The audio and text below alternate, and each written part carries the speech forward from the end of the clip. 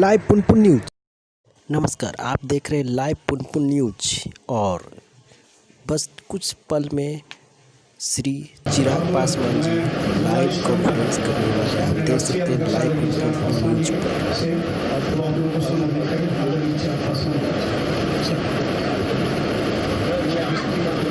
साथियों,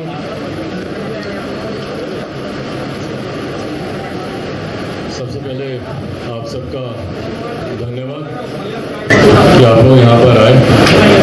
क्षमा चाहूँगा कि थोड़ा सा विलम्ब ज़रूर हुआ आने में। आप सब जान रहे हैं कि किस तरीके से पारिवारिक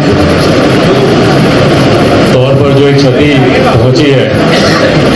आज पहली बार ऐसा है कि मैं आप लोगों के बीच हूँ, एक प्रेस वार्ता कर रहा हूँ और पापा उस वक्त साथ में नहीं है। नहीं तो मुझे याद है कि जब भी ऐसी कोई प्रेस कॉन्फ्रेंस होती थी या कभी भी हम लोग का इंटरेक्शन होता था तो या तो पापा उसे खुद टीवी पर देख रहे होते थे और या फिर जैसे ही मैं जाता था तो वो तुरंत पूछते थे कि अच्छा बताओ क्या हुआ, क्या पूछा, तुमने क्या बोला। तो ये सारी बातें हैं, रह रहकर ऐसी चीज़ें दिमाग को कौंधती हैं, दिल को कौंधती हैं। सोचा नहीं था कि कभी कोई ऐसा दिन आएगा जब पापा के बिना मैं इस तरीके से अकेला बाहर होऊंगा। पर ये हिम्मत भी फिर मुझे पापा ही देते हैं। हमेशा उन्होंने मुझे कहा था कि अगर तुम्हारी सोच सही है, तुम्हारी डगर सही है, तुम्हारी राह सही है तो अकेले चलने से कभी डरना मत। एक बात है जो हमेशा मेरा हिम्मत आज भी बढ़ाती है। बाबा हमेशा कहते थे कि शेर का बच्चा होगा तो जंगल चीर के निकलेगा, गीदड़ होगा तो मारा जाएगा। शेर का बच्चा हूँ, जंगल को चीरने निकला हूँ। और जो पापा का सपना था और जो उनकी अंतिम इच्छा थी, आज उसको मैं आप लोगों के सामने यहाँ पर रखने आया हूँ। Bihar first, Bihari first. लंबे समय से हम सब उसके बारे में चर्चा कर रहे हैं, हम सब उसकी बात कर रहे हैं। आज वो मैं प्रदेश को समर्पित करने आया हूँ। 12 करोड़ अपने बिहारी साथियों को वो समर्पित करने आया हूँ। ये सोच बिहारियों के सुझाव से ही तैयार की गई है। लगभग 4 लाख से ज़्यादा बिहारियों के सुझाव से हम लोगों ने Bihar first, Bihari first vision document हम लोगों ने तैयार किया। लंबे समय से मैं और पापा मिलकर इसके ऊपर काम कर रहे थे। इसकी फाइनल रूपरेखा हम लोग तैयार कर रहे थे। मुझे याद है कि अस्पताल में भी, अपने आखिरी दिनों में भी पापा ने इसमें बैठकर कई ऐसी चीज़ें हैं जो उनके जहन में आई, उन पॉइंट्स को उन्होंने जुड़वाया। कुछ चीज़ों को थोड़ा सा जहाँ ठीक करने की ज़रूरत थी उनको बैठकर ठीक किया। इसके लिए जिस समिति का हम लोगों ने गठन किया, उस समिति के साथ निरंतर अस्पताल से भी पापा फ़ोन पर बात करते रहे, उनसे चर्चा करते रहे कि इसमें ये चीज़ को ऐसे करना चाहिए। उनका एक अपना सक्रिय राजनीति का 51 साल का बेदाग सक्रिय राजनीति का उनका अनुभव है। उस अनुभव का सारांश भी है ये Bihar first, Bihari first vision document. इसमें बिहार की शायद ही कोई ऐसी समस्या हो जिसका हम लोगों ने समाधान नहीं किया हो। मेरी राजनीति सकारात्मक राजनीति की मैं सोच रखता हूँ। युवा हूँ, पढ़ा लिखा हूँ, जानकार हूँ और बिहारी हूँ। और एक ऐसा बिहारी जो देश और दुनिया भी घूमा हुआ है। बाकी प्रदेशों की तुलना में मेरा बिहार कहाँ है मैं जानता हूँ, क्योंकि कहीं ना कहीं उन प्रदेशों में या तो मैं रहा हूँ या मैंने काम किया है। और ये मेरे लिए चिंता का विषय रहा है। दुनिया का मापदंड अगर आप भूल जाएं, देश का ही मापदंड देखें तो हमारा प्रदेश, हमारा देश विकास के नए मापदंड तैयार कर रहा है। मौजूदा प्रधानमंत्री आदरणीय नरेंद्र मोदी जी के नेतृत्व में हम लोग रोज नए पैरामीटर्स हम लोग हासिल कर रहे हैं, रोज नए लक्ष्य हम लोग प्राप्त कर रहे हैं। पर वहीं दूसरी तरफ अगर हम लोग बिहार को देखें तो आज भी हमारा मापदंड इतना छोटा है विकास को लेकर। मैं नहीं मानता भैया कि नली गली बनाने से विकास होगा, और नली गली तो कब की बन गई होनी चाहिए थी। मैं नहीं मानता कि बाढ़ का पानी अगर आपके हर घर तक पहुंचे तो उसे हर घर नल जल योजना से उसको जोड़ा जा सके। ये तमाम चीजों का समाधान अभी तक हो जाना चाहिए था। आज अगले 5 साल का विजन क्या है हमारे मुख्यमंत्री जी का?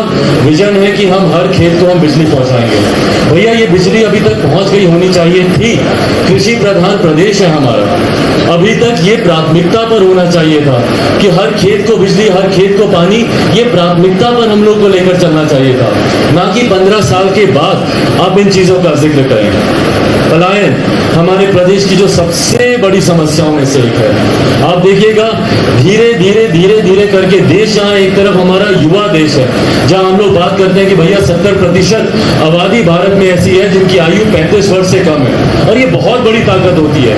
युवा ही भारत का भविष्य है, युवा ही नई सोच लेकर आएंगे, युवा ही बिहार को आगे लेकर जाएंगे। पर चिंता का विषय है युवाओं का पलायन।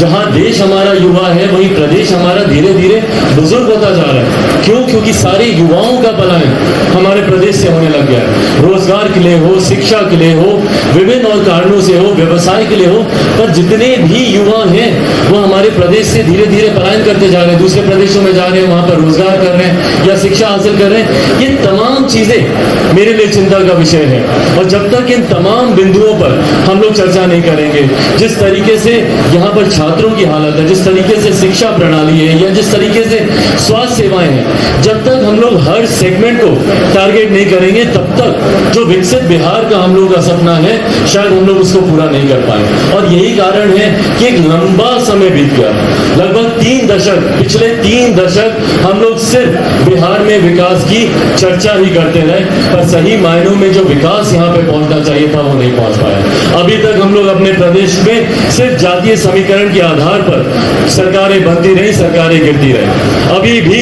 कई ऐसे सत्ताधारी नेता हैं जो सिर्फ वोट बैंक की पॉलिटिक्स करते हैं। किसी ने ईमानदारी से बिहार को आगे लेकर जाने की सोच नहीं रखी। मौजूदा मुख्यमंत्री को भी देखकर मुझे ताज्जुब होता है, आश्चर्य होता है कि भैया आप किस तरीके से जातीयता को आप बढ़ावा देते हैं, जहां एक तरफ बिहार का नेतृत्व करने के नाते आपकी प्राथमिकता होनी चाहिए कि कैसे जाति व्यवस्था हमारे प्रदेश से खत्म हो, कैसे कम्युनलिज्म, और हमारे मुख्यमंत्री बोलते हैं कि भैया जीरो टॉलरेंस है हमारा कम्युनलिज्म के प्रति, सांप्रदायिकता के खिलाफ हमारा जीरो टॉलरेंस है। पर वहीं दूसरी तरफ खुद जो व्यक्ति जातीयता को, जो व्यक्ति सांप्रदायिकता को बढ़ावा देता हो, उसके नेतृत्व में बिहार के विकास की कल्पना करना उचित नहीं है। जिन्होंने इससे बांटो और शासन करो की राजनीति को अपनाया, जब अंग्रेज हम लोग को बांटते थे और हम लोग के ऊपर रूल करते थे, डिवाइड एंड रूल की पॉलिसी वहां से आई थी, और वही कार्य आज के मुख्यमंत्री हमारे करते हैं। दलित को महादलित, पिछड़ा को अति पिछड़ा, और सबको वोट बैंक बनाया गया। अपीसमेंट की पॉलिटिक्स उसके बाद शुरू की गई कि भैया तुमको हम ये दे देंगे, तुमको मुफ्त में हम ये दे देंगे। बताइए, जिस प्रधानमंत्री की सोच ये हो कि तुम्हारे परिवार में किसी की हत्या होगी तब तुम्हें सरकारी नौकरी मिलेगी, और वैसे सरकारी नौकरी को लेकर मुख्यमंत्री बोलते हैं कि भैया सरकारी नौकरी कहाँ कोई देता है, कौन से देश में ये परंपरा है कि वहां पे सरकारी नौकरी दी जाए? भाई क्यों नहीं है? आप मुख्यमंत्री हैं हमारे प्रदेश के। आज अगर हम लोग रोजगार की अगर अपेक्षा रखेंगे तो आपसे नहीं रखेंगे तो किससे रखेंगे? सरकारी नौकरी आप दे नहीं सकते। कारखानों को लेकर आपने हाथ खड़े कर लिया।